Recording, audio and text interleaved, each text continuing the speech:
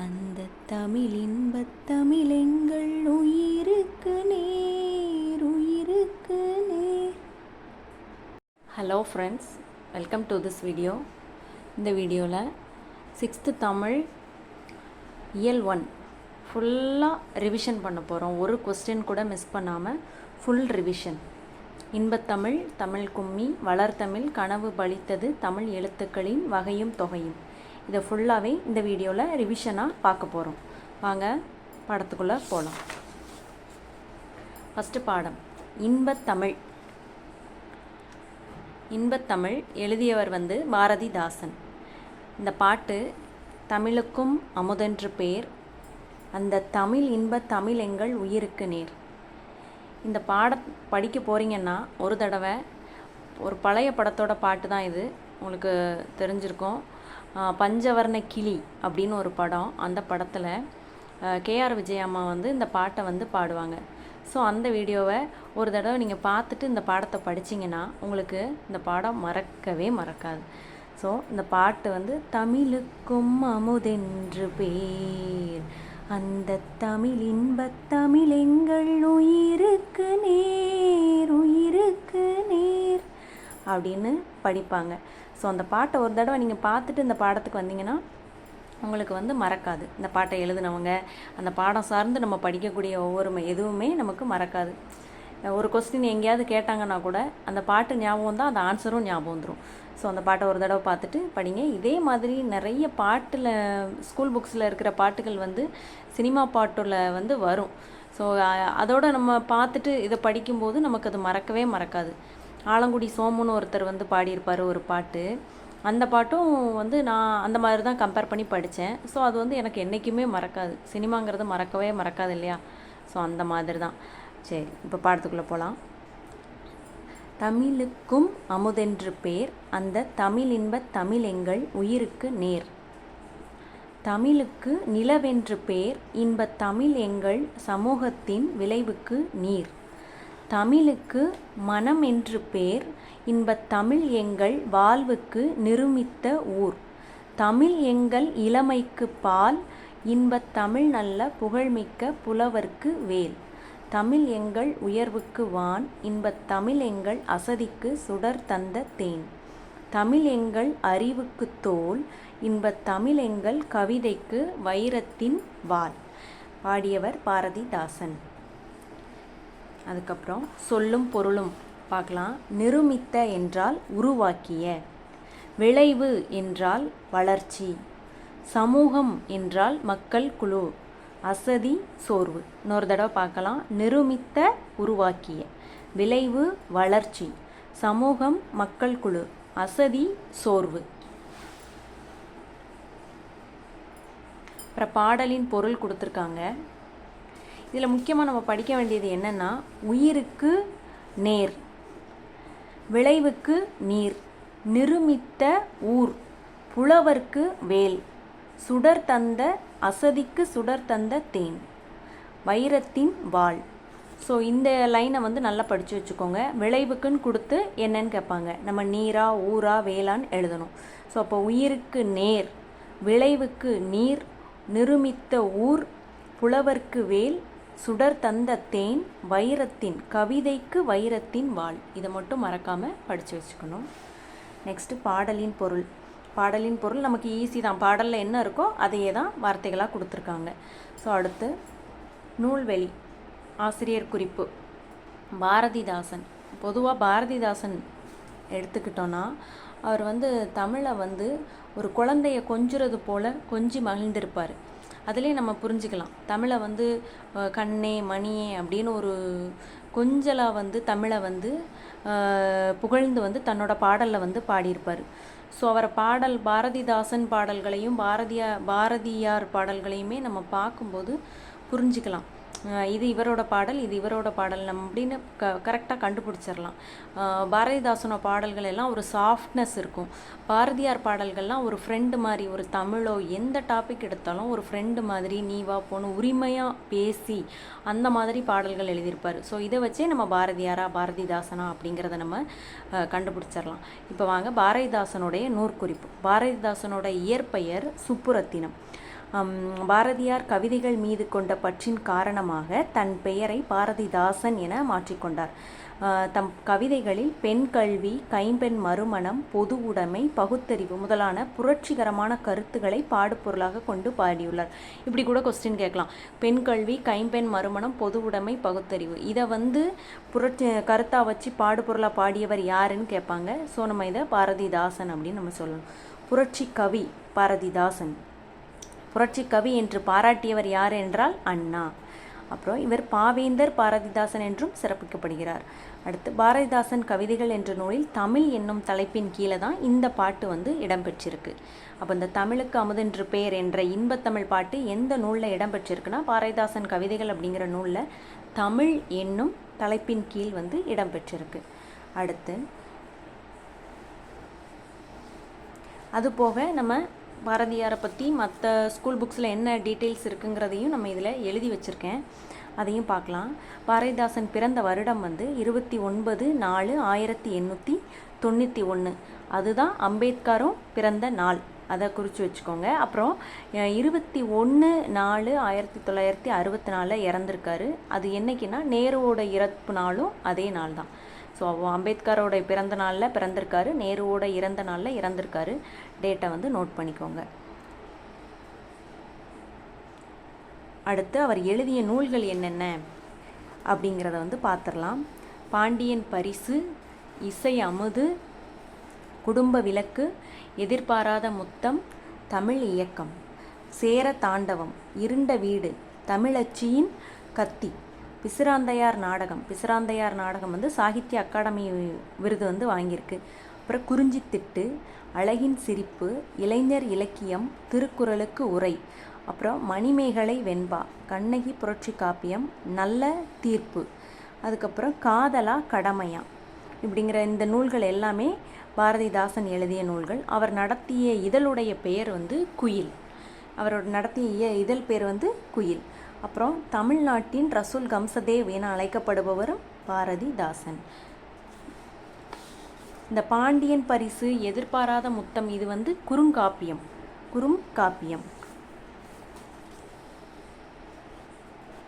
அடுத்து இந்த லாஸ்ட் பாட்டை பார்த்துடலாம். தமிழே உயிரே வணக்கம், தாய் பிள்ளை உறவம்மா உனக்கும் எனக்கும், அமிழ்தே நீ இல்லை என்றால் அத்தனையும் வாழ்வில் கசக்கும் புளிக்கும், தமிழே உன்னை நினைக்கும் தமிழன் என் நெஞ்சம் இனிக்கும் இனிக்கும். இந்த பாடலை எழுதியவர் காசி ஆனந்தன். இது எப்படி ஞாபகம் வச்சுக்கலான்னா, உனக்கும் எனக்கும் அந்த பாட்டை ஃபுல்லாக மனப்பாடம் பண்ணணும்னு தேவையில்லை.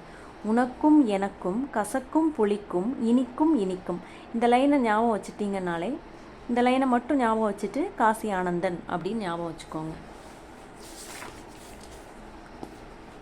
Next book back 1 word. ஏற்ற தாழ்வற்ற சமூகம் அமைய வேண்டும். நாள் முழுவதும் வேலை செய்து களைத்தவர்க்கு அசதியாக இருக்கும். நிலவு ப்ளஸ் என்று நில வென்று இவ்வு கூட்டல் ஏ வே. தமிழ் ப்ளஸ் எங்கள் தமிழ் எங்கள். அமுதென்று பிரிக்கும்போது அமுது கூட்டல் என்று. செம்பயிர் செம்மை ப்ளஸ் பயிர். நான் சொன்னேன் இல்லையா, அந்த பாட்டில் லாஸ்ட் லைனை கரெக்டாக படித்து வச்சுக்கோங்கன்னு. விளைவுக்கு நீர், அறிவுக்கு தோல், இளமைக்கு பால், புலவர்க்கு வேல். அவ்வளோதான் இந்த பாடம். இதோட முடிஞ்சுது. நெக்ஸ்ட் பாடம், அடுத்த பாடம் தமிழ் கும்மி. தமிழ் கும்மி எழுதியவர் பெருஞ்சித்திரனார். இது ஒரு கும்மி பாட்டு. இதையும் பாட்டாக படித்து வச்சுக்கோங்க. பாட்டாக படித்து வச்சுட்டோன்னா அந்த லைன் வரும்போது அந்த லைனை கொடுத்து இந்த பாட்டை யார் எழுதுனாங்க அப்படின்னு கேட்டால் கூட நம்ம பெருஞ்சித்திரனார் அப்படின்னு கரெக்டாக சொல்லிடலாம். நான் ஒரு 4 லைன் படிக்கிறேன். அதுக்கப்புறம் அதே டியூனில் நீங்கள் அந்த சாங்கையும் படித்து வச்சுக்கோங்க. கொட்டுங்கடி கும்மி கொட்டுங்கடி ஈழம் கோதையரை கும்மி கொட்டுங்கடி நீளம் 8 திசையிலும் செந்தமிழின் புகழ் எட்டிடவே கும்மி கொட்டுங்கடி. ஊழி பல 100 கண்டதுவாம் அறிவு ஊற்றெனும் நூல் பல கொண்டதுவாம் பெருமாளி பெருக்கிற்கும் காலத்திற்கும் முற்றும் அழியாமலே நிலை நின்றதுவாம். இந்த டியூன்லே அந்த சாங்கை ஒரு 2 டைம்ஸ் படிச்சுக்கோங்க. அடுத்து அதோட சொல்லும் பொருளும் பார்க்கலாம். ஆழிப்பெருக்கு கடல் கோள். ஆழிப்பெருக்கு என்றால் கடல் கோள். மேதினி உலகம். மேதினி உலகம். ஊழி நீண்டதொரு காலப்பகுதி. உள்ளப்பூட்டு உள்ளத்தின் அறியாமை. இன்னொரு வாட்டி பார்த்துடலாம். ஆழிப்பெருக்கு என்றால் கடல் கோள், அதாவது சுனாமின்னு சொல்கிறோம்ல, அதுதான். மேதினி என்றால் உலகம். ஊழி நீண்டதொரு காலப்பகுதி. உள்ளப்பூட்டு என்பது உள்ளத்தின் அறியாமை. அடுத்து நூல்வெளி. நூல்வெளி ஆசிரியர் குறிப்பு. இந்த பாட்டை எழுதினது யார்? பெருஞ்சித்திரனார். சித்திரனாருடைய இயற்பெயர் துரை மாணிக்கம். இந்த புக்கில் மாணிக்கம்னு மட்டும் கொடுத்துருக்காங்க. துரை மாணிக்கம்னாலும் அதுவும் இவரோட பெயர் தான். அவரோட ஊர் சேலம். சேலமில் இருக்கிற சமுத்திரம் அப்படிங்கிற ஊரை சேர்ந்தவர் தான் இந்த பெருஞ்சித்திரனார். அது புக்கில் இல்லை, ஆனால் நம்ம நோட் பண்ணி வச்சுருக்கோம். அப்புறம் தற்கால நக்கீரர் என அழைக்கப்படுபவரும் இந்த பெருஞ்சித்திரனார் தான். பெருஞ்சித்திரனாரை என்ன சிறப்பு பெயரால் அழைக்கிறோம் என்றால் பாவலரேறு பெருஞ்சித்திரனார். நம்ம அந்த பேரோடு சேர்த்து சொல்லும்போது நமக்கு என்றைக்குமே மறக்காது. பாவலரேறு பெருஞ்சித்திரனார், பாவேந்தர் பாரதிதாசன், புரட்சி கவிஞர் பாரதிதாசன், அப்படி அந்த பேரோடு நம்ம சேர்த்து சொல்லும்போது நமக்கு தன்னாலே அந்த பேர் அந்த அந்த பட்டத்தை சொன்னோன்னே அந்த பேர் தன்னால் வந்துடும். ஸோ இவருடைய சிறப்பு பெயர் பாவலரேறு பெருஞ்சித்திரனார். அவர் எழுதிய நூல்கள் என்னலான்னா கனிச்சாறு, கொய்யாக்கனி, பாவியக்கொத்து, நூறாசிரியம். அவருடைய நூல்கள் கனிச்சாறு, கொய்யாக்கனி, பாவியக்கொத்து, நூறாசிரியம். இதை எப்படி ஞாபகம் வச்சுக்கோங்கன்னா, கொய்யாக்காய் கொத்தா காய்ச்சிருந்தது. ஸோ கொத்தா காய்ச்சிருக்க கொய்யாக்காவை எடுத்து சாறு போடுறாங்க, கனிச்சாறு போடுறாங்க, போட்டு அதை 100 ரூபாய்க்கு விற்கிறாங்க. அப்படி ஞாபகம் வச்சுக்கோங்க. கொத்தா பறித்து கொய்யாக்காவை சாறு போட்டு 100 ரூபாய்க்கு விற்கிறாங்க. ஸோ அப்போ பாவிய கொத்து, கொய்யாக்கனி, கனிச்சாறு, நூறாசிரியம், இப்படி ஞாபகம் வச்சுக்கோங்க. அடுத்து அவர் நடத்திய இதழ்கள் பாருங்கள், எல்லாமே அவர் தமிழ் இதழ்கள் தான் நடத்தியிருப்பார். ஸோ அவருடைய அந்த தமிழ் மொழியிலே அவருடைய நூல்கள் எல்லாமே இருக்குது, இதழ்கள் எல்லாமே இருக்குது பாருங்கள். தென்மொழி, தமிழ் சிட்டு, தமிழ் நிலம். இதில் தென்மொழிங்கிற இதழ் 1959 ஸ்டார்ட் பண்ணுறாரு. தமிழ் நிலம் அப்படிங்கிற கவிதை நூல் அந்த இதழ் 1982 ஸ்டார்ட் பண்ணுறாரு. ஸோ தனித்தமிழையும் தமிழ் உணர்வையும் பரப்பிய பாவலர் யார்? பாவலரேறு பெருஞ்சித்திரனார். ஏன் அப்படி சொல்கிறோம்? அவருடைய இதழ்களை பார்க்கும்போதே உங்களுக்கு தெரியும், அவரோட இதழ்களுடைய பேரே ஃபுல் தமிழில் இருக்குது. ஸோ அப்போ தனித்தமிழையும் தமிழ் உணர்வையும் பரப்பிய பாவலர் பெருஞ்சித்திரனார். அப்புறம் இப்பாடல் கனிச்சாறு என்னும் நூலில் இடம்பெற்றுள்ளது. எந்த பாடல்? இந்த கும்மி பாடல். எந்த கும்மி பாடல்? இந்த தமிழ் கும்மி எனும் இந்த கும்மி பாடல் எந்த நூலில் இருக்குது? கனிச்சாறு என்ற நூலில்.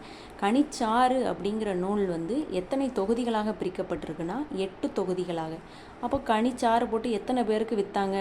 100 ரூபாய்க்கு விற்றாங்கன்னு நம்ம படித்தோம். ஸோ எத்தனை பேருக்கு கொடுத்தாங்க? 8 பேருக்கு கொடுத்தாங்க அப்படின்னு ஞாபகம் வச்சுக்கோங்க. ஸோ 8 தொகுதிகளாக வெளிவந்துள்ளது. இது தமிழுணர்வு நிறைந்த பாடல்களையும் கொண்டுள்ளது. அப்புறம் இவருடைய வேறு சில நூல்களும் நம்ம குறித்து வச்சுருக்கோம். அது என்னென்னா ஐயை. அவர் வேலூர் சிறையில் இருக்கும்போது எழுதிய நூல் ஐயை. அப்புறம் என் சுவை என்பது அப்படிங்கிறதும் அவருடைய நூல் தான். மகபுகு வஞ்சி அவருடைய நூல் தான். பள்ளி பறவைகள் அவருடைய நூல் தான். உலகியல் 100. அப்போ பாருங்கள், இவர் எழுதிய நூல்கள் இன்னும் இருக்குது. ஐயை வேலூர் சிறையில் இருக்கும்போது, என் சுவை என்பது, மகபுகு வஞ்சி, பள்ளி பறவைகள், உலகியல் 100. இந்த நூறாசிரியம், என் சுவை என்பது, உலகியல் 100 இதெல்லாம் பாருங்கள் நம்பர்ஸ்லேயே இருக்குது. ஸோ இதெல்லாம் ஈஸியாக ஞாபகம் வச்சுக்கலாம். அப்போ இந்த நூறாசிரியம், உலகியல் 100, என் சுவை என்பது அப்படிங்கிறது. அப்புறம் பள்ளி பறவைகள், மகபுகு வஞ்சி இப்படி ஞாபகம் வச்சுக்கோங்க.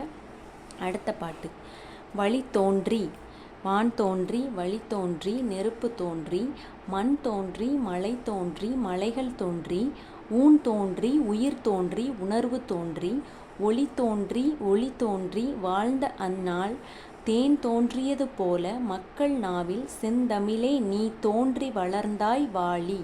ஸோ தோன்றி தோன்றி தோன்றின்னு ஒவ்வொரு லைன்லையும் தோன்றி தோன்றின்னு வருது. இதே மாதிரி 10th புக்கு வரைக்குமே எந்த பாட்டும் தோன்றின்னு வந்ததே கிடையாது. ஸோ தோன்றின்னு வந்தால் வாணிதாசன். ஸோ அப்படி ஞாபகம் வச்சுக்கோங்க. தோன்றி தோன்றி தோன்றின்னு வர்ற பாட்டு எழுதியவர் வாணிதாசன்.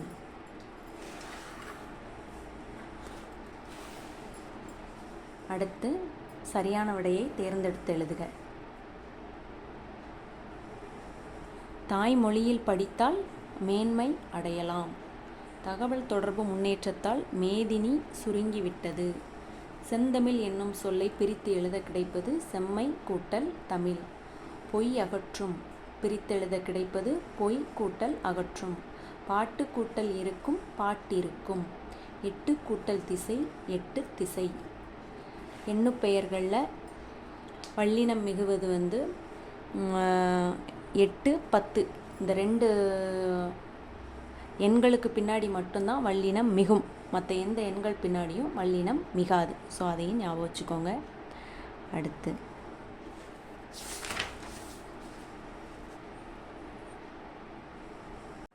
நம்ம பார்க்க போகிற பாடம் வளர் தமிழ். இதை ஃபுல்லாக நான் ரீட் பண்ணல. எந்த ஒன் வேர்டு எது படிக்கணுமோ அதை மட்டும் நான் சொல்கிறேன். ஓகேவா? பரிணாம வளர்ச்சியின் சிறப்புகளுள் ஒன்று மொழி. உலகில் எத்தனைக்கு மேற்பட்ட மொழிகள் உள்ளன? 6000த்திற்கும் மேற்பட்ட மொழிகள். அடுத்து, இலக்கண இலக்கிய வளம் பெற்று திகழும் மொழிகள் உலகத்தில் ரொம்ப கொஞ்சம். அதுலேயும் செம்மை மிக்க மொழி என ஏற்றுக்கொள்ளப்பட்டவை சில மொழிகளே. தமிழ் மொழி அத்தகு சிறப்பு மிக்க செம்மொழி ஆகும். இது நமக்கு தெரிஞ்சதுதான். தமிழ் மொழி ஒரு செம்மொழி. பல மொழிகள் கற்ற கவிஞர் பாரதியார். இப்போ பாரதியாருக்கு தமிழ் மட்டும் இல்லை, நிறைய மொழி தெரியும் அப்படின்னு நம்ம ஞாபகம் வச்சுக்கணும். பல மொழிகள் கற்ற கவிஞர் பாரதியார். யாமறிந்த மொழிகளிலேயே தமிழ் மொழி போல் இனிதாவது எங்கும் காணோம். இந்த லைனை சொன்னவரும் பாரதியார் தான். அதுக்கடுத்து, என்று பிறந்தவள் என்று உணராத இயல்பினலாம் எங்கள் தாய் அப்படின்னு சொன்னவரும் பாரதியார். யாரை பார்த்து சொல்கிறாரு? பாரத தாயோட தொன்மை பற்றி. தொன்மை என்றால் பழமை.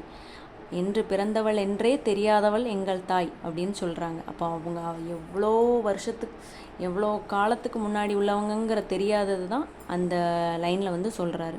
ஸோ இது சொன்னது பாரதியார். சாலைகள் தோன்றிய பிறகே சாலை விதிகள் தோன்றியிருக்கும். அதுபோல் இலக்கியம் தோன்றிய பிறகே அதற்குரிய இலக்கண விதிகள் தோன்றியிருக்க வேண்டும். கரெக்ட். நம்ம பேசுகிறோம். முத வந்தது பேச்சு மொழி. பேச்சு மொழிக்கு அதுக்கப்புறம் வந்தது தான் எழுத்து மொழி. அதுக்கப்புறம் வந்தது தான் இலக்கிய இலக்கண விதிகள். ஸோ முதல்ல இலக்கியம் தோன்றியிருக்கும், அதுக்கப்புறம் தான் இலக்கண விதிகள் தோன்றி. இப்படி தான் பேசணுங்கிறதுக்கு விதியை அதுக்கப்புறம் வடிவமைச்சிருப்பாங்க. அடுத்து, நமக்கு தமிழில் கிடைத்த மிக பழமையான இலக்கண நூல் எதுன்னா தொல்காப்பியம். தொல்காப்பியம் தான் தமிழில் கிடைத்த மிக பழமையான இலக்கண நூல்.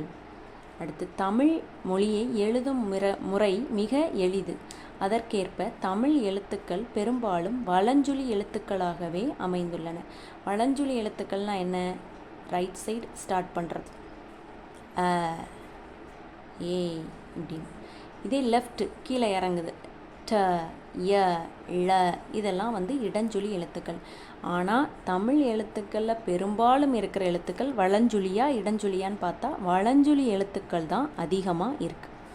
அதுக்கடுத்து, இந்த சொல்லலாம் எந்த நூலில் குறிப்பிட்டிருக்காங்க? இப்போ நம்ம நினச்சிட்ருப்போம் இந்த வார்த்தைகள்லாம் நம்ம ரீசெண்டாக தான் யூஸ் பண்ணிகிட்ருக்கோன்னு. ஆனால் அப்படி கிடையாது. இந்த வார்த்தைகள் எல்லாமே அப்போது இருந்த நூல்களிலே இருந்திருக்கு. ஸோ அது எந்தெந்த வார்த்தைகள் எந்தெந்த நூலில் இருந்திருக்கு அப்படிங்கிறத பார்க்க போகிறோம். தமிழ்ங்கிற வார்த்தை தொல்காப்பியம் மிக பழமையான இலக்கண நூல்னு சொல்கிறோம் இல்லையா, அந்த தொல்காப்பியம்ங்கிற நூலில் தமிழ்ங்கிற வார்த்தை காணப்படுது. தமிழ்ங்கிற வார்த்தைனா தமிழ் மட்டும் தனியாக இல்லை, அதாவது ஒரு லைன்லேயே அவங்க குறிப்பிட்டிருக்காங்க. தமிழன் கிளவியும் அதனா ரற்றே, தமிழன் கிளவியும் அதனோ ரற்றே அப்படின்னு தொல்காப்பியத்தில் குறிப்பிட்டிருக்காங்க. அப்புறம் தமிழ்நாடு அப்படிங்கிற வார்த்தை எந்த நூலில் காணப்பட்டது அப்படின்னா சிலப்பதிகாரம் வஞ்சிக்காண்டம். சிலப்பதிகாரம்ங்கிற நூலில் வஞ்சிக்காண்டத்தில் இந்த தமிழ்நாடுங்கிற வார்த்தை காணப்படுது. இந்த தமிழ்நாடுங்கிற வார்த்தை எந்த லைனில் காணப்படுதுன்னா இமில் கடல் வேலியை தமிழ்நாடு ஆக்கிய இது நீ கருதினை ஆயின் அப்படிங்கிற லைனில் தமிழ்நாடுங்கிற வார்த்தை காணப்படுது. அடுத்து, தமிழன் அப்படிங்கிற சொல்லும் காணப்படுது. அது எந்த நூல் என்றால் அப்பர் தேவாரம்.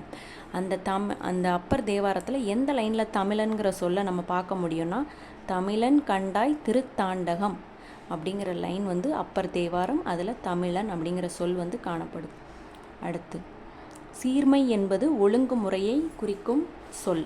தமிழ் மொழியின் பல வகை சீர்மைகளுள் அதன் சொற்சிறப்பு குறிப்பிடத்தக்கது. உயர்திணை, அஃறிணை என இருவகை திணைகளை நாம் அறிந்திருப்போம். எதிர்சொல், உயர்திணையின் எதிர்ச்சொல் தாழ்த்திணை தான் அமையணும். உயர்திணையோடைய எதிர்ச்சொல் தாழ்த்திணை என அமைய வேண்டும். ஆனால் தாழ்த்திணை என்று கூறாமல் அதனை அஃறிணை, அதாவது அல் ப்ளஸ் திணை என்றால் உயர்வு அல்லாத திணை என்று பெயரிட்டனர்.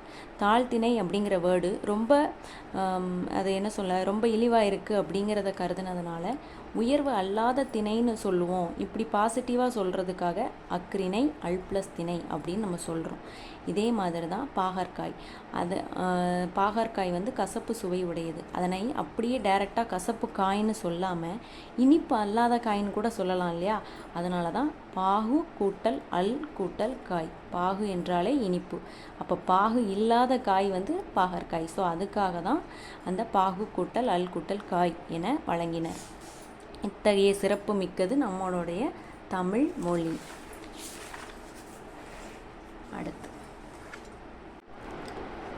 அடுத்து ஒரு மலருடைய வாழ்க்கை சுழற்சியை பார்க்க போகிறோம். ஒரு மலர் எப்படி தோன்றுது? ஒரு அரும்பு, மொட்டு, முகை, மலர், அலர், வி, செம்மல். வேறு எந்த மொழியிலையும் இல்லாத சிறப்பு தமிழுக்கு இருக்குது அப்படிங்கிறத சொல்கிறதுக்காண்டி தான் ஒரு பூவோட ஸ்டேஜஸ், அதோட வாழ்க்கை சுழற்சியை கூட எத்தனை வகையாக சொல்கிறாங்க பாருங்கள். அதாவது அது ஆரம்ப ஸ்டேஜ், அதாவது அது மொட்டாக மூடி இருக்கிறது அரும்பு, அதை விட கொஞ்சம் பெருசாகிறது மொட்டு, அதை விட கொஞ்சம் லைட்டாக ஒரு மலர்ந்த நிலை முகை, அதை விட கொஞ்சம் மலர்ந்த நிலை மலர், அப்புறம் நன்றாக மலர்ந்த நிலை அலர், அப்புறம் வி. வி என்றால் காய்ந்த நிலை. செம்மல்ங்கிறது கீழே விழக்கூடிய அந்த தருணம் தான் செம்மல். ஸோ ஒரு மலருடைய அந்த வாழ்க்கை சுழற்சியை கூட 7 நிலைகளாக குறிப்பிடுறாங்க. அது என்னென்னு நம்ம லைன் பை லைனாக படிக்கணும். மாற்றி மாற்றி குழப்பக்கூடாது, கரெக்டாக படிக்கணும்.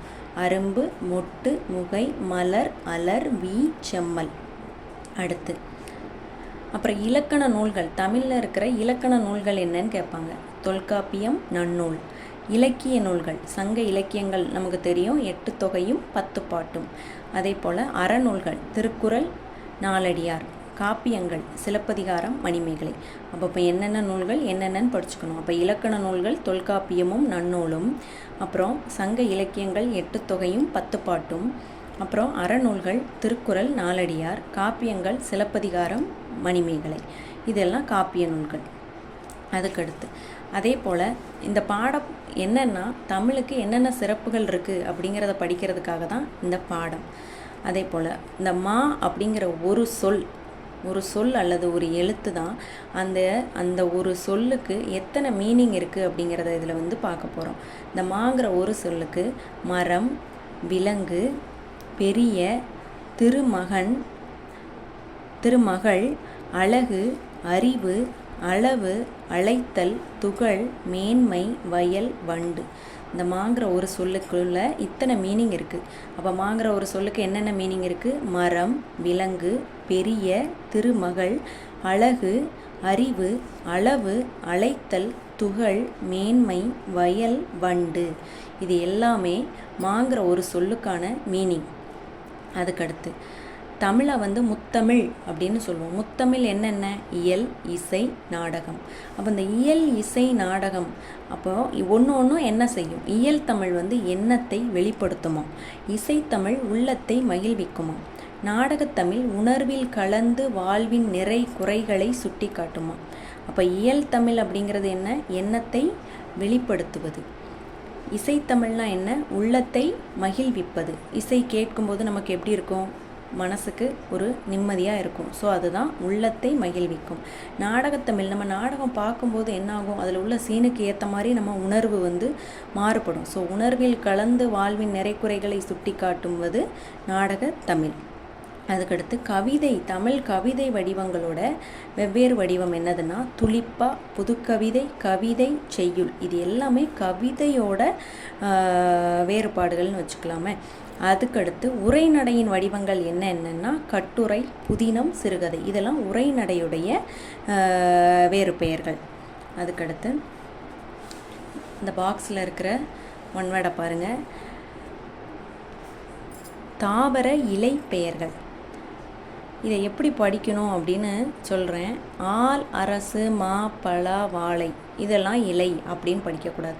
நம்ம படிக்கும்போதே நம்ம சொல்லி பார்த்து படிச்சிட்டோன்னா அந்த வேர்டு வரும்போதே ஆட்டோமேட்டிக்காக அதோட ஆன்சரும் வந்துடும். நான் சொன்னேன் இல்லையா, பாவேந்தர் என்றால் பாரதிதாசன், பாவலரேர் என்றால் பெருஞ்சித்திரனார், பாவலரேறு பெருஞ்சித்திரனார் அப்படின்னே நம்ம படித்து பழகிடணும். அதே மாதிரி தான் இதை நீங்கள் எப்படி படிங்க, ஆல இலை, அரச இலை, மாவிலை, பலா இலை, வாழை இலை அப்படி படிங்க. அப்படி படிக்கும்போது நமக்கு அந்த வார்த்தைக்கு எந்த ஆன்சர் வருங்கிறத கண்டுபிடிச்சிடலாம். அதே போல் பாருங்கள், அகத்திக்கீரை, பசலைக்கீரை, முருங்கைக்கீரை, அருகம்புல், கோரைப்புல், நெல் தாள், வரகு தாள், மல்லித்தழை, சப்பாத்தி கள்ளி மடல், தாழை மடல், கரும்பு தோகை, நாணல் தோகை, பனை ஓலை, தென்னை ஓலை, கமுகு பாக்கு கூந்தல். இப்படி படிச்சிட்டிங்கன்னா ஈஸியாக இருக்கும். அதை ஒரு டைம் 2 டைம் படிக்கும்போது 3வது டைம் தன்னால் ஆழ இலைன்னு தன்னால் வரும். மல்லித்தலை, சப்பாத்தி கள்ளி மடல் அப்படின்னு வந்துடும். ஸோ அப்படி படிங்க. அதுக்கடுத்து புதுமை மொழி. தமிழ் சொல் வந்து இப்போ உள்ள புது அந்த கம்ப்யூட்டரைஸ்டு உலகத்தில் வந்து அந்த டிஜிட்டல் உலகத்தில் எல்லா இங்கிலீஷ் வேர்டுக்குமே நம்ம தமிழ் வேர்டு வந்து க்ரியேட் பண்ணலாம் அப்படிங்கிறதுக்கு தான் இந்த வேர்ட்ஸ் எல்லாம் கொடுத்துருக்காங்க. இணையம், முகநூல், புலனம், குரல் தேடல், தேடுபொறி, செயலி, தொடுதிரை இந்த சொற்களுக்கெல்லாம் இங்கிலீஷ் சொல் வந்து பின்னாடி கொடுத்துருக்காங்க. அது என்னன்னு பின்னாடி பார்க்கலாம். அடுத்து அதே போல் ஒரு மொழியை வந்து கணினியில் பயன்படுத்த வேண்டும். ஒரு தமிழ் லாங்குவேஜையோ, ஒரு மலையாளமோ, ஒரு தெலுங்கோ, அப்படி ஒரு ஹிந்தியவோ, ஒரு கம்ப்யூட்டரில் பேசிக்காக கம்ப்யூட்டர் இங்கிலீஷில் தான் இருக்கும்.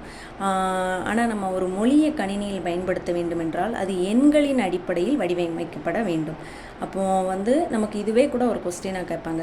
ஒரு மொழியை கணினியில் பயன்படுத்த வேண்டுமென்றால் அது எந்த அடிப்படையில் வடிவமைக்கப்பட வேண்டும்னா எண்களின் அடிப்படையில். அதே போல் தமிழ் எண்கள் நம்ம எல்லாருக்குமே மோஸ்ட்லி தெரிஞ்சிருக்கோம். நான் ஒரே ஒரு வாட்டி சொல்கிறேன். கடலை உருண்டையை நனைத்து சமைத்து ருசித்து சாப்பிடு என்று அம்மா கூறினாள். இப்படி ஞாபகம் வச்சுக்கோங்க. கரெக்டாக அதை ஈஸியாக சொல்லிடலாம். கடலை உருண்டையை நனைத்து சமைத்து ருசித்து சாப்பிடு என்று அம்மா கூறினாள். சரியா? இப்படி படித்தா நமக்கு மறக்கவே மறக்காது. அடுத்து இது என்னன்னா 2000 ஆண்டுகளாக வழக்கில் இருக்கும் சில தமிழ் சொற்கள் பாருங்கள். அப்போ இந்த சொல்லலாம் நம்ம நினச்சிருப்போம் இது வந்து இப்போ தான் நம்ம யூஸ் பண்ணிகிட்ருக்கோம். அப்படி கிடையாது. இந்த வார்த்தைகள் எல்லாமே 2000 வருஷமாக வழக்கில் இருக்குது அப்படின்னு சொல்கிறாங்க. அது எதை வச்சு சொல்கிறாங்க அப்படின்னா அந்த வார்த்தைகள் எந்த நூலில் வந்து சொல்லியிருக்காங்கங்கிறத வச்சு. இப்போ திருக்குறள் பார்த்திங்கன்னா 2000 வருஷம் 2500 வருஷத்துக்கு முன்னாடி உள்ளது. அந்த நூலில் இந்த சொல் இருக்குது. அப்போவே இந்த சொல்லை வந்து அவங்க யூஸ் பண்ணியிருக்காங்க அப்படிங்கிறத தெரிஞ்சுக்கிறதுக்காக தான் இந்த சொற்களையும் அது காணப்படுற நூல்களையும் நமக்கு கொடுத்துருக்காங்க. இதை வந்து நீங்கள் அப்படியே படித்தா கண்டிப்பாக ஞாபகம் வச்சுக்கவே முடியாது. இதையும் நம்ம ஷார்ட்கட் வச்சு படிக்கணும். இப்போ நான் சொல்கிறேன், நான் எப்படி படிக்கிறேன் அப்படிங்கிறத நான் சொல்கிறேன். உங்களுக்கு அது யூஸ்ஃபுல்லாக இருந்தால் நீங்கள் அதை வச்சு படிங்க. இல்லாட்டா நீங்களே யோசித்து உங்களுக்கு ஒரு ஷார்ட்கட் வச்சு படிச்சுக்கோங்க. வேளாண்மை, கலித்தொகை, திருக்குறள். இந்த திருக்குறளுங்கிறத வந்து நம்ம லாஸ்ட்டாக கூட படிச்சுக்கலாம். திருக்குறள் நிறைய இடத்துல வரும். ஸோ திருக்குறளில் காணப்படுற சொற்கள் எல்லாமே நம்ம லாஸ்ட்டாக படிச்சுக்கலாம். மற்ற சொற்களை நான் சொல்கிறேன். வேளாண்மை செய்கிறவங்க எப்போதுமே களி சாப்பிடுவாங்க. அப்போ வேளாண்மை, கலித்தொகை. உழவர், நற்றிணை. உழவர்கள் வந்து எப்போதுமே நல்ல திணைகளையே விதைப்பார்கள் அப்படின்னு ஞாபகம் வச்சுக்கோங்க. அப்போ உழவர், நற்றிணை. பாம்பு எப்படி ஓடும்? குறுக்க நெடுக்க ஓடும். அப்போ பாம்பு, குறுந்தொகை. வெள்ளம் வந்தால் வெள்ளத்தில் வந்து வண்டி பதிஞ்சுக்கிட்டு அப்படின்னு சொல்லுவாங்க. ஸோ வந்து வெள்ளம் பதிற்று 10 அப்படின்னு ஞாபகம் வச்சுக்கலாம். அதே மாதிரி முதலையும் எப்படி ஓடும் அப்படின்னா குறுக்க நடுக்க ஓடும். பாம்பு மாதிரியே முதலையும் குறுக்க நடுக்க ஓடும். அப்போ அதுவும் குறுந்தொகை. அதே மாதிரி கோடை அகநானூறு. கோடை வெயில் ரொம்ப ஜாஸ்தியாகுதுன்னா நம்ம வீட்டுக்குள்ளே அகம் என்றால் வீடுன்னு வச்சுக்கலாம். அப்போ நம்ம உள்ளே இருப்போம், வெளியே கூட போக முடியாது. ஸோ கோடை அகநானூறு. அப்புறம் உலகம் வந்து தொல்காப்பியம் கிளவியாக்கம் திருமுருகாற்றுப்படை. அப்போது முருகன் உலகத்துக்கே தலைவர் யார்? முருகர் அப்படின்னு சொல்லி நம்ம திருமுருகாற்றுப்படையை ஞாபகம் வச்சுக்கலாம். அதே மாதிரி கிளவியாக்கம், தொல்காப்பியம் கிளவியாக்கம்ங்கிறது வந்து இந்த கிளவிகள் எல்லாமே என்ன பண்ணுவாங்கன்னா உலக கதையெல்லாம் பேசிட்டு உட்காந்துட்டு இருப்பாங்க. அவங்களுக்கு வேறு வேலையே கிடையாது. ஸோ உலகம்ங்கிறது தொல்காப்பியத்தில் உள்ள கிளவியாக்கம் அப்படின்னு கூட நம்ம ஞாபகம் வச்சுக்கலாம். அடுத்து மருந்து. மருந்து அகநானூறு. அகத்தில் ஏதாவது ஒரு குறை இருந்ததுன்னா நம்ம அதை மருந்து சாப்பிட்டு கூட போக்கிக்கலாம். அப்படிங்கிறதுக்கு அகநானூறு அப்படின்னு ஞாபகம் வச்சுக்கலாம். அதே போல் ஊர். ஊர் வந்து தொல்காப்பியம் அகத்திணையியல். அகத்திணையியல் அப்படின்னா யார் எந்த ஊருக்கு போனாலும் நம்மளுடைய அகத்தில் நம்ம நினைக்கிறது வந்து நம்ம ஊராக தான் இருக்கும். ஸோ தொல்காப்பியம் அகத்திணையியல் ஊர். அப்புறம் அன்பு. அன்பு வந்து தொல்காப்பியம் களவியல் திருக்குறள். களவியல் என்றது என்ன? யாருடைய மனசையும் நம்ம எதை சொல்லி களவாடலாம்? அன்பை காட்டி வந்து களவாடலாம். ஸோ அப்போ தொல்காப்பியம் களவியல் அன்பு. அப்புறம் உயிர். உயிர் வந்து எப்படின்னா தொல்காப்பியம் கிளவியாக்கம். உயிர் போகிற நேரத்துலையும் இந்த உலகத்தை பற்றி கதை விட்டுட்டு இருப்பாங்க கிளவிகள் அப்படின்னு சொல்லி நம்ம ஞாபகம் வச்சுக்கலாம். ஸோ உயிர் வந்து தொல்காப்பியம் கிளவியாக்கம். அதுக்கடுத்து மகிழ்ச்சி. மகிழ்ச்சி தொல்காப்பியம் கற்பியல். ஒரு ஆசிரியருக்கு எப்போ மகிழ்ச்சி கிடைக்கும்? தாம் படித்ததை மற்றவங்களுக்கு சொல்லி கொடுக்கும்போது. ஸோ கற்பிப்பது அப்படின்னு ஞாபகம் வச்சுக்கலாம். ஸோ மற்றவங்களுக்கு சொல்லி கொடுக்கும்போது நமக்கு மகிழ்ச்சி கிடைக்கும். ஸோ தொல்காப்பியம் கற்பியல். அடுத்து மீன். இதில் பாருங்கள், மீன், முதலை, பாம்பு இந்த மூணுமே குறுக்க நெடுக்க ஓடும். அப்போ குறுக்க அப்படின்னா குறுந்தொகை அப்படின்னு சொல்லி ஞாபகம் வச்சுக்க வேண்டியதான். அப்போ மீனும் குறுந்தொகை தான். அடுத்து புகழ். புகழ் தொல்காப்பியம் வேற்றுமை இயல். புகழ் வர வர நிறைய பேர் மாறிடுவாங்கன்னு சொல்லுவாங்க. அவங்க அதே மாதிரி இருக்க மாட்டாங்க அப்படின்னு சொல்லுவாங்க. புகழ் வந்துட்டு ரொம்ப மாறிட்டான் அப்படின்னு சொல்லுவாங்க. ஸோ புகழ் வர வர வேறு மாதிரி மாறிடுவாங்க. ஸோ புகழ் வந்து தொல்காப்பியம் வேற்றுமை இயல். அடுத்து அரசு திருக்குறள். அடுத்து செய் குறுந்தொகை. இப்போ இந்த மீனோடையே நம்ம ஞாபகம் வச்சுக்கலாம். மீனை பிடிச்சி சமையல் செய் அப்படின்னு ஞாபகம் வச்சுக்கலாம். இப்போ பாம்பு, முதலை, மீன் வருதா? ஸோ மீனை பிடிச்சி சமையல் செய்யலாம் அப்படின்னு மீன், செய் இதெல்லாம் வந்து குறுந்தொகை அப்படின்னு ஞாபகம் வச்சுக்கலாம். அடுத்து செல். செல்லுன்னா என்ன? நம்ம தோல்லலாம் செல்கள் இருக்கும். நம்மளுடைய ஸ்கின்ல வந்து செல்கள் இருக்கும். அப்போ புறத்திணையியல். அப்போ புறம் என்பது என்ன? நம்மளோட ஸ்கின்னு. அப்போ அந்த ஸ்கின்ல வந்து செல்ஸ் இருக்கும் அப்படின்னா அப்போ செல் வந்து தொல்காப்பியம் புறத்திணையியல். அடுத்து பார்.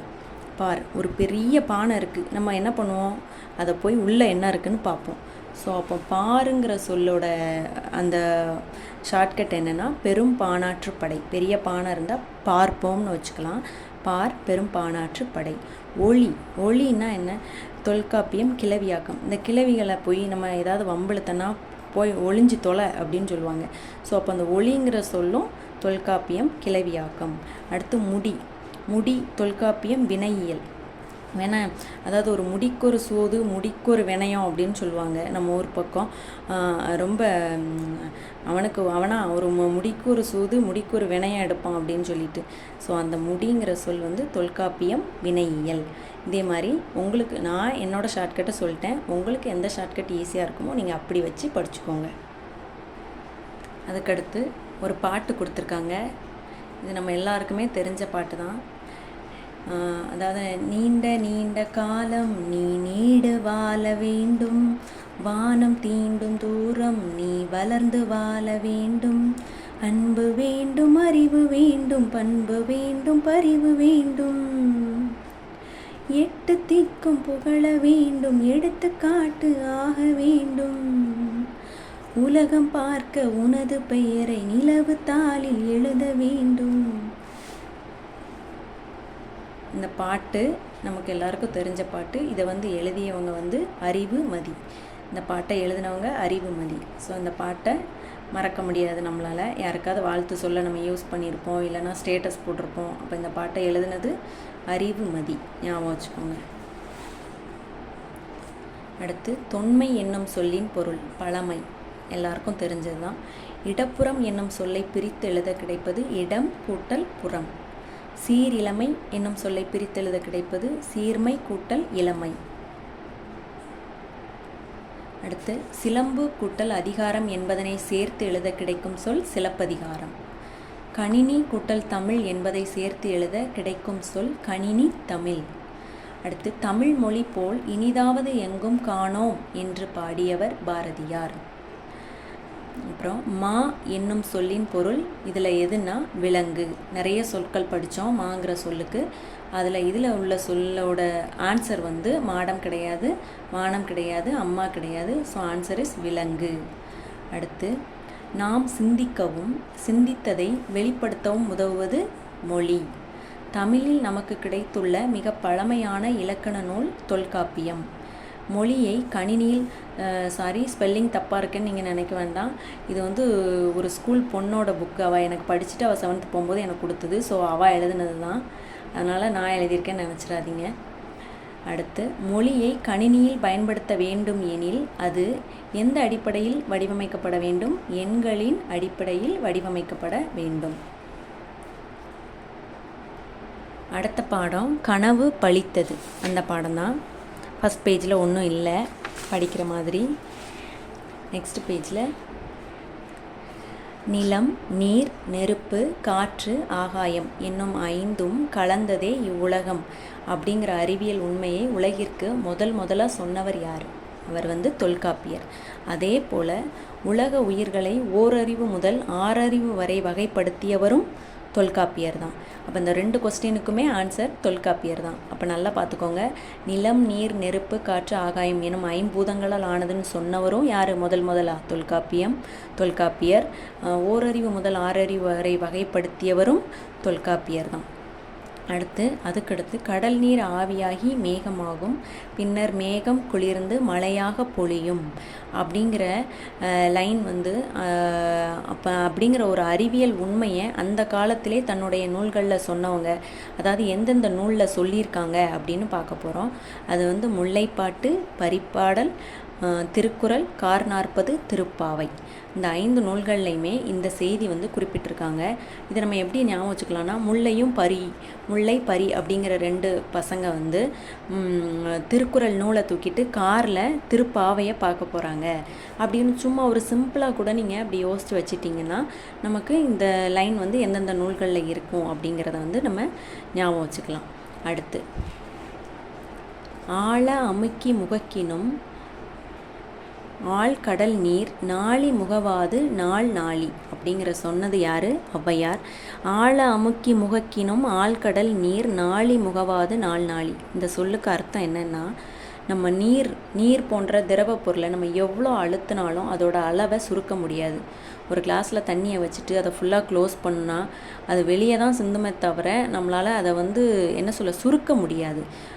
ஸோ அந்த லைனை தான் ஔவையார் வந்து அந்த காலத்திலே அவங்க எவ்வளோ அழகாக சொல்லியிருக்காங்க பாருங்கள். ஆழ அமுக்கி முகக்கினும் ஆழ்கடல் நீர் நாளி முகவாது நாள் நாளி அப்படின்னு சொல்லியிருக்காங்க தன்னுடைய பாடலில். அதுக்கடுத்து அந்த தொல்காப்பியர் சொன்ன லைனை தான் அந்த பாக்ஸில் போட்டு வச்சுருக்காங்க. நிலம், தீ, நீர், வளி, விசும்போடு 5ம் கலந்த மயக்கம் உலகம் ஆதலின். அதில் தமிழில் நீட்டாக சொல்லியிருக்காங்க. இதில் அவர் எழுதிய லைனையே அப்படியே கொடுத்துருக்காங்க.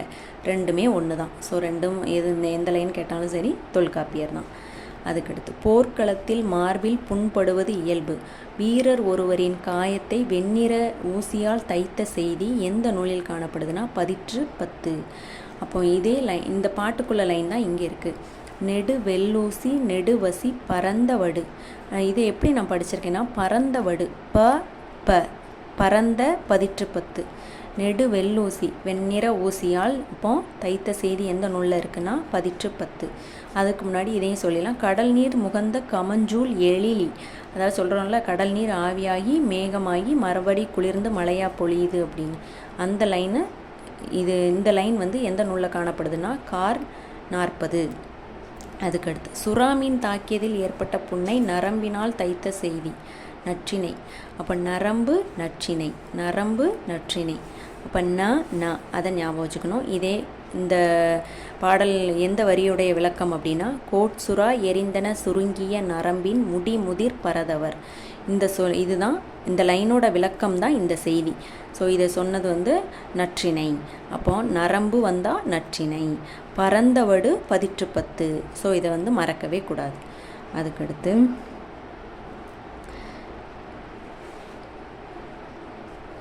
தொலைவில் உள்ள பொருளின் உருவத்தை அருகில் தோன்ற செய்ய முடியும் என்பதை கூறியவர் அறிவியல் அறிஞர் கலீலியோ. ஆனால் அவருக்கு முன்னாடியே நம்ம ஊரில் ஒருத்தர் எழுதிய பாடலில் இதே கருத்து இடம்பெற்றிருந்தது அப்படின்னா நம்மளால் நம்ப முடியுமா? இடம்பெற்றிருக்கு. அது எந்த நூல் அப்படின்னா கபிலர் எழுதிய திருவள்ளுவ மாலை. அவர் எப்படி சொல்லியிருக்காருன்னா, அவர் எழுதின பாட்டில் திணையளவு போதா சிறு புல் நீர் நீண்ட பனையளவு காட்டும். அதாவது புல்லில் பார்த்துருக்கீங்களா? காலையிலே ஒரு மார்கழி மாத பனியில் அந்த புல்லில் நீர்த்துளி இருக்கும். அந்த நீர்த்துளியில் இந்த உலகமே தெரியும். நம்ம சின்ன பிள்ளைகளெல்லாம் பார்த்துருப்போம். அந்த புல் மேலே இருக்கிற அந்த நுனியில் ஒரு நீர் துளி இருக்கும். அதில் பார்த்தா சுற்றி இருக்கிற உலகமே தெரியும். அந்த செய்தியை தான் இந்த திருவள்ளுவ மாலையில் கபிலர் சொல்லியிருக்காரு. எப்படி சொல்லியிருக்காரு? திணையளவு போதா சிறு புல் நீர் நீண்ட பனையளவு காட்டும் அப்படின்னு சொல்லியிருக்காரு. அதுக்கடுத்து தமிழில் பயின்ற அறிவியல் அறிஞர்கள். நம்ம நினைக்கிறோம் இங்கிலீஷ் மீடியம் படித்தா தான் பெரிய ஆளாக வர முடியும்னு. இப்போ தாட் வந்துட்டு. ஆனால் அப்போவே தமிழ் மீடியத்திலே படித்து பெரிய ஆளான அறிஞர்கள் யார் யாருன்னு பாக்ஸில் கொடுத்துருக்காங்க. அதை ஒரு தடவை ரீட் பண்ணிக்கலாம். மேனாள் குடியரசுத் தலைவர் மேதகு டாக்டர் APJ அப்துல் கலாம், இஸ்ரோ அறிவியல் அறிஞர் டாக்டர் மயில்சாமி அண்ணாதுரை, இஸ்ரோவின் தலைவர் டாக்டர் கை சிவன்.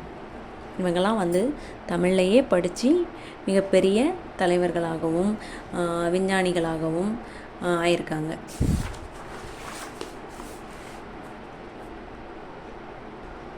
அடுத்து ஒரு ஈஸியான இலக்கண டாபிக் தான். தமிழ் எழுத்துக்களின் வகையும் தொகையும். தமிழ் எழுத்துக்கள்னால் என்ன? ஃபஸ்ட்டு உயிர் எழுத்துக்கள், மெய் எழுத்துக்கள், உயிர்மெய் எழுத்துக்கள், ஆயுத எழுத்துக்கள். இதில் உயிர் எழுத்துக்கள்னால் என்ன? அ ஆ இ ஈ அந்த 12 எழுத்துக்களும் உயிர் எழுத்துக்கள். அதுக்கப்புறம் வர அக்கு ஆயுத எழுத்து. மெய் எழுத்துக்கள்னால் என்ன? இக்கு, இங்கு, இச்சு, இஞ்சி, இட்டு, இன்னு. இந்த எழுத்துக்கள் தான் மெய் எழுத்துக்கள். மெய் எழுத்துக்கள் மொத்தம் எத்தனை? 18. இதுவும் நமக்கு தெரியும். அப்போ உயிர்மெய் எழுத்துக்கள்னால் என்னது? இந்த உயிரெழுத்துக்களும் மெய் எழுத்துக்களும் சேர்ந்து வருவது தான் இந்த உயிர்மெய் எழுத்துக்கள். அதை பற்றி தான் இந்த பாடத்திலே படிக்க போகிறோம். ஃபஸ்ட்டு இலக்கண வகைகள். தமிழ் மொழியோட இலக்கண வகைகள் என்னென்ன அப்படின்னு. எழுத்து, சொல், பொருள், யாப்பு, அணி. இப்படி படித்தா நமக்கு மறக்கவே மறக்காது. எழுத்திலக்கணம், சொல்லிலக்கணம், பொருள் இலக்கணம், யாப்பிலக்கணம், அணி இலக்கணம். இந்த 5 வகை இலக்கணங்கள் இருக்குது. இதில் ஃபஸ்ட்டு நம்ம பார்க்க போகிறது எழுத்து. எழுத்தை பற்றி தான் முத பார்க்க போகிறோம். எழுத்துனா என்ன? முதல்ல ஒரு எழுத்துனா என்ன? எழுத்துனா அதை ஒளி வடிவமாக நம்ம உச்சரிக்கலாம், வரி வடிவமாக எழுதலாம். இதுதான் எழுத்து. ஸோ எழுத்தோட டெஃபினிஷன் தான் இது. அதுக்கப்புறம் உயிர் எழுத்துக்கள். உயிர் எழுத்துக்கள்னால் என்னது? உயிருக்கு முதன்மையானது காற்று. இயல்பாக காற்று வெளிப்படும் போது உயிர் எழுத்துக்கள் பிறக்கிறது. வாயை திறத்தல், உதடுகளை விரித்தல், உதடுகளை குவித்தல் ஆகிய எளிய செயல்பாடுகளால் அ முதல் அவ் வரையுள்ள 12 உயிர் எழுத்துக்களும் பிறக்கின்றன. உயிரெழுத்து உயிருக்கு முதன்மையானது காற்று. அதே போல தான் இந்த மொழிக்கு முதன்மையானது, நம்ம தமிழ் மொழிக்கு முதன்மையானது இந்த உயிர் எழுத்துக்கள். அது இல்லாமல் எந்த எழுத்துமே பிறக்காது. ஸோ 12 உயிர் எழுத்துக்கள் என்னென்னு போட்டிருக்காங்க. ஆலேருந்து அவ் வரைக்கும். அ ஆ இ ஈ உ ஊ ஏ ஏ ஐ ஓ ஓ ஔ. இதில் எதெல்லாம் குறில் எழுத்துக்கள், எது நெடில் எழுத்துக்கள் அப்படின்னு பார்க்க போகிறோம். அ இ உ ஏ ஓ இந்த 5ம் தான் குறுகி ஒலிக்கிறதுனால இது குறில் எழுத்துக்கள். அப்போ நீண்டு ஒலிக்கிற எழுத்துக்கள் எல்லாமே நெடில் எழுத்துக்கள். அது என்னெல்லாம்னா ஆ இ உ ஏ ஐ ஓ ஔ. இந்த ஐ ஔ இந்த 2 எழுத்துமே நெடில் எழுத்துக்கள். இதையும் நம்ம மறக்கவே கூடாது. சம்டைம்ஸ் டவுட் வரும். அதை நம்ம படிக்கும்போதே தெளிவாக படிச்சிட்டோன்னா மறக்காது. இப்போ குறில் எழுத்துக்கள்னால் குறுகி ஒலிக்கும் எழுத்துக்கள் குறில் எழுத்துக்கள். அது என்னென்னு பார்த்தோம். அதே மாதிரி நீண்டு ஒலிக்கும் எழுத்துக்கள் நெடில் எழுத்துக்கள். அப்போ இதோட மெய் சேரும்போது உயிர்மெய் எழுத்துக்கள் தோன்றும். இப்போ இக்கோட ஆ சேர்ந்தா க. அப்போ இக்குங்கிறது குறில் மெய் எழுத்து, ஆங்கிறது உயிர் எழுத்து. அப்போ இக்கு கூட்டல் அ க, இக்கு கூட்டல் இ கி, இக்கு கூட்டல் உ கு, இக்கு கூட்டல் ஏ கே, இக்கு கூட்டல் ஓ கோ. அப்போ இக்குங்கிறது மெய் எழுத்து, இந்த ஓங்கிறது வந்து உயிரெழுத்து. அப்போ இந்த மெய் எழுத்தும் உயிரெழுத்தும் சேரும்போது உயிர்மெய் எழுத்து வந்து பிறக்குது. அப்போ இந்த உயிர்மெய் எழுத்து எல்லாமே உயிர்மெய் குறில், இந்த உயிரெழுத்து எல்லாமே இந்த எழுத்துக்கள் எல்லாமே உயிர்மெய் நெடில். இதுதான். அப்போ இதெல்லாம் உயிர்குறில், இதெல்லாம் உயிர்மெய் குறில், இதெல்லாம் உயிர் நெடில், இதெல்லாம் உயிர்மெய் நெடில். அவ்வளோதான். அதுக்கடுத்து மாத்திரை. மாத்திரைனா என்ன? இந்த ஒவ்வொரு எழுத்தையும் சொல்கிற, அதாவது அது ஒலிக்கிற கால அளவை தான் நம்ம மாத்திரைன்னு சொல்லுவோம். ஒவ்வொரு எழுத்துக்கும் ஒவ்வொரு கால அளவு இருக்குது. அதாவது இந்த குறில் எழுத்துக்கள், இந்த குறில் எழுத்துக்கள் எல்லாமே ஒலிக்கிற கால அளவு என்னென்னா ஒரு மாத்திரை. அதே மாதிரி நெடில் எழுத்துக்கள், இந்த நெடில் எழுத்துக்கள் ஒலிக்கிற கால அளவு எல்லாமே 2 மாத்திரை. அப்போ குறில் எழுத்துக்களுக்கு 1 மாத்திரை, நெடில் எழுத்துக்களுக்கு 2 மாத்திரை. அதுபோல் மெய் எழுத்துக்களுக்கு இந்த இக்கு, இங்கு, இச்சு, இஞ்சி இது இருக்கு இல்லையா, இதுக்கெல்லாம் அரை மாத்திரை. அதே போல் அக்கு என்னும் ஆயுத எழுத்துமே அரை மாத்திரை. அவ்வளோதான். இது தெரிஞ்சால் நமக்கு போதும் மாத்திரையில். அப்போ குறில் எழுத்துக்கள் 1 மாத்திரை, நெடில் எழுத்துக்கள் 2 மாத்திரை, மெய் எழுத்துக்களுக்கும் ஆயுத எழுத்துக்களுக்கும் அரை மாத்திரை. இந்த மெய் எழுத்துக்களையும் 3 விதமாக பிரிக்கலாம். அது என்னென்னா வல்லினம், மெல்லினம், இடையினம். அப்போ கசட தபர அப்படிங்கிறது வல்லினம். அதே போல் ஞஞன நமன அப்படிங்கிறது மெல்லினம், எரல வளல அப்படிங்கிறது இடையினம். இதை நம்ம கரெக்டாக ஞாபகம் வச்சுக்கணும். அதே போல் மெய்யெழுத்துக்கள் ஒலிக்கும் கால அளவு அரை மாத்திரை, அதுவும் பார்த்தாச்சு. அடுத்து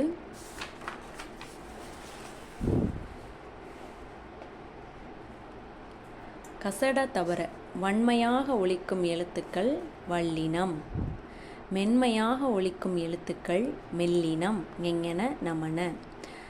வன்மையாகவும் இல்லாமல் மென்மையாகவும் இல்லாமல் இரண்டிற்கும் இடைப்பட்டு ஒலிப்பது இடையின எழுத்துக்கள், அதுதான் எரள வளல. அவ்வளோதான். அடுத்து உயிர்மை எழுத்துக்கள். உயிர்மை எழுத்துக்கள் சொன்னேன் இல்லையா, மெய்யும் உயிரும் சேர்ந்து தோன்றும் எழுத்துக்கள் உயிர்மை எழுத்துக்கள். அதாவது இக்கு கூட்டல் அ க, அதே மாதிரி இச்சு கூட்டல் அ ச அப்படிங்கிற எல்லா உயிர்மை எழுத்துக்களும் சேர்த்து மொத்தம் தமிழ் மொழியில் எத்தனை உயிர்மை எழுத்துக்கள் இருக்குன்னா 216 உயிர்மை எழுத்துக்கள் இருக்குது. அதே போல் ஆகவே உயிர்மை எழுத்துக்களையும் நான் சொன்னேன் இல்லையா, உயிர்மை எழுத்துக்களையும் உயிர்மை குறில் என்றும் உயிர்மை நெடில் என்றும் இருவகைப்படுத்தலாம். உயிர்மை குறிலுக்கு எடுத்துக்காட்டு இக்கு கூட்டல் அ க. அதே போல் உயிர்மை நெடிலுக்கு எடுத்துக்காட்டு இக்கு கூட்டல் ஆ கா. அப்போ இதிலே உங்களுக்கு புரிஞ்சிருக்கும் உயிர்மை குறில்னா என்ன, உயிர்மை நெடில்னா என்ன அப்படிங்கிறது. அதே போல் ஆயுத எழுத்து. ஆயுத எழுத்து ஒரு தனி எழுத்து, அதுதான் ஆயுத எழுத்து. அந்த ஆயுத எழுத்துக்கான கால அளவு வந்து அரை மாத்திரை. அடுத்து பாருங்கள், ஒன் வேர்டில் உயிர் எழுத்தில் தொடங்கும் 2 மாத்திரை அளவுள்ள சொல். எலி. எலின்னு பார்த்துருக்கோம். இதில் ஏங்கிறது ஒரு உயிர் எழுத்து, ஏயோட மாத்திரை அளவு 1. அதே மாதிரி லீங்கிறது ஒரு உயிர்மெய் எழுத்து, இல்லு கூட்டல் ஈ வரும், இல்லு கூட்டல் ஈ வரும். இதுவும் ஒரு உயிர்மெய் குறில் எழுத்து. ஸோ இதுக்கு மாத்திரை அளவு 1. அப்போ 2 மாத்திரை அளவுள்ள சொல் எலின்னு வச்சுக்கலாம். அடுத்து 2 மாத்திரை அளவுள்ள ஓர் எழுத்து சொல். இப்போ 2 மாத்திரை அளவுள்ள ஒரே ஒரு எழுத்து தான் இருக்கணும். அப்போ அது என்ன எழுத்தாக இருக்கலாம், நெடில் எழுத்தாக இருக்கலாம். அது ஒரு சொல்லாகவும் இருக்கணும். அப்போது அது ஈ. அடுத்து ஆயுத எழுத்து இடம்பெறும் 2½ மாத்திரை அளவுள்ள சொல். எக்கு. ஏங்கிறது ஒரு மாத்திரை, கூங்கிறது உயிர்மை குறில், இதுவும் ஒரு மாத்திரை, அக்குங்கிறது வந்து ஆயுத எழுத்து, அதுக்கு அரை மாத்திரை. அப்போ 2½ மாத்திரை அளவுள்ள சொல் எக்கு. அதே போல் பழமொழியின் சிறப்பு. சுருங்க சொல்வது. நோயற்ற வாழ்வை தருவது சுத்தம். உடல் நலமே உழைப்புக்கு அடிப்படை. அதுக்கடுத்து லாஸ்ட்டாக கலைச்சொல் அறிவோம். நான் சொன்னல இந்த பாடத்தில் இந்த இங்கிலீஷ் சொற்களுக்கான தமிழ் சொல், கம்ப்யூட்டர் சம்மந்தமாக அந்த சொல்லோட தமிழ் மீனிங், இங்கிலீஷ் மீனிங்கை தான் இப்போ பார்க்க போகிறோம். வலஞ்சுழி என்றால் கிளாக் வைஸ், அதாவது ஒரு கிளாக்கில் அது சுற்றுற திசை வந்து கிளாக் வைஸ், அதோட எதிர் திசை வந்து ஆன்டி கிளாக் வைஸ். அதை தான் இதில் போட்டிருக்காங்க. அப்போ வலஞ்சுழினா கிளாக் வைஸ், இடஞ்சுழினா ஆன்டி கிளாக் வைஸ். இணையம் என்றால் இன்டர்நெட், இணையம் இன்டர்நெட். தேடுபொறி சர்ச் இன்ஜின், தேடுபொறி சர்ச் இன்ஜின். முகநூல் ஃபேஸ்புக், முகநூல் ஃபேஸ்புக். புலனம் வாட்ஸ்அப், புலனம் வாட்ஸ்அப். குரல் தேடல் வாய்ஸ் சர்ச், குரல் தேடல் வாய்ஸ் சர்ச். தொடுதிரை டச் ஸ்க்ரீன். தொடுதிரை டச் ஸ்க்ரீன். செயலி ஆப். செயலி ஆப். மின்னஞ்சல் இமெயில். மின்னஞ்சல் இமெயில். இதில் வந்து புலனம் வாட்ஸ்அப், அதுக்கப்புறம் செயலி ஆப், இந்த 2 வேணால் நமக்கு புதுசாக தெரியலாம். மற்ற எல்லாமே நம்ம ஈஸியாக கண்டுபிடிக்கிற மாதிரி தான் இருக்குது. ஓகே, இதோட இந்த பாடம் இந்த வீடியோவில் இதோட முடிஞ்சிட்டு நெக்ஸ்ட் வீடியோவில் அடுத்த இயலை ஃபுல்லாக ரிவிஷன் பண்ணலாம். இந்த வீடியோ பிடிச்சிருந்தா லைக் பண்ணுங்கள், ஷேர் பண்ணுங்கள், சப்ஸ்கிரைப் பண்ணுங்கள்.